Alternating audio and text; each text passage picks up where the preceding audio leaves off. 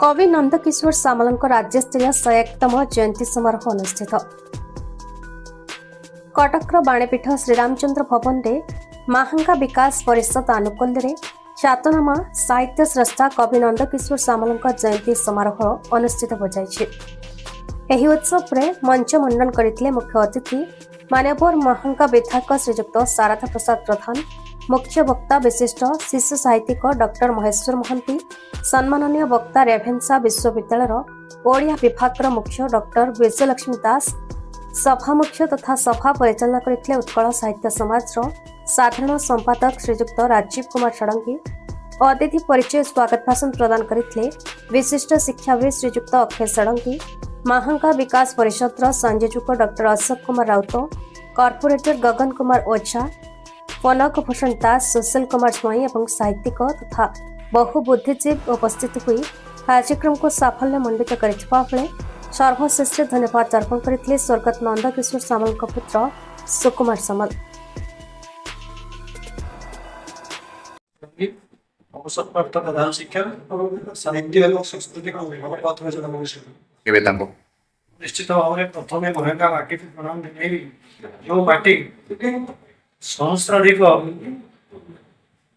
पुस्तक रचना करने शिशु कविता हो साहित्य हो बा समालोचनामूलक पुस्तक हो साहित्यिक मान जन्म देछि। नंदकिशोर बड़ बंधु नंदकिशोर श्रीमान बंधु वैष्णव पाणी बंधु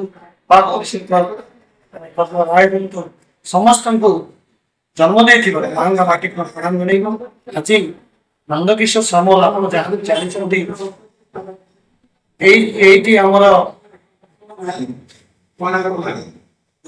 आम घर जहाँ गोटे सुंदर कविता टे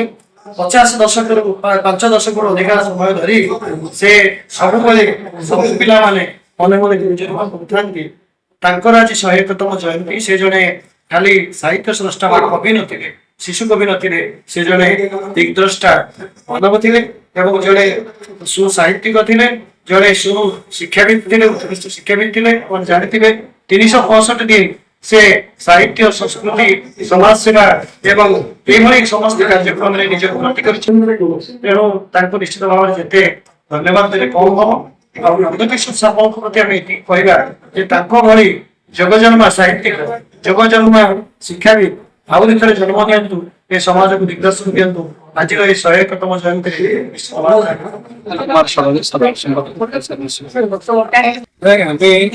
महांगा विकास परिषद एवं कवि नंदकिशोर सामल स्मृति महांगा मान्यवर विधायक शारदा प्रधान नेतृत्व में आज सभा कर श्रीरामचंद्र भवन गोटे उत्कल साहित्यर श्रीमंदिर श्रीरामचंद्र भवन आमर उद्यम हूँ नंदकिशोर सामल शिशु साहित्यिक थे जड़े कवि थे माटी पानी को भल पाए व्यक्तित्व थे ये कथा को प्रचार प्रसारित हवा दरकार। नंदकिशोर सामल जड़े शिक्षक थे बहुत छात्र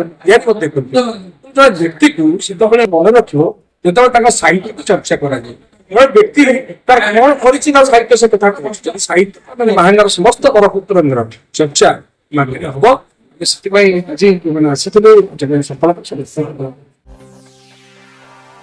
कटक दामोदर गुरांग रिपोर्ट भारत न्यूज।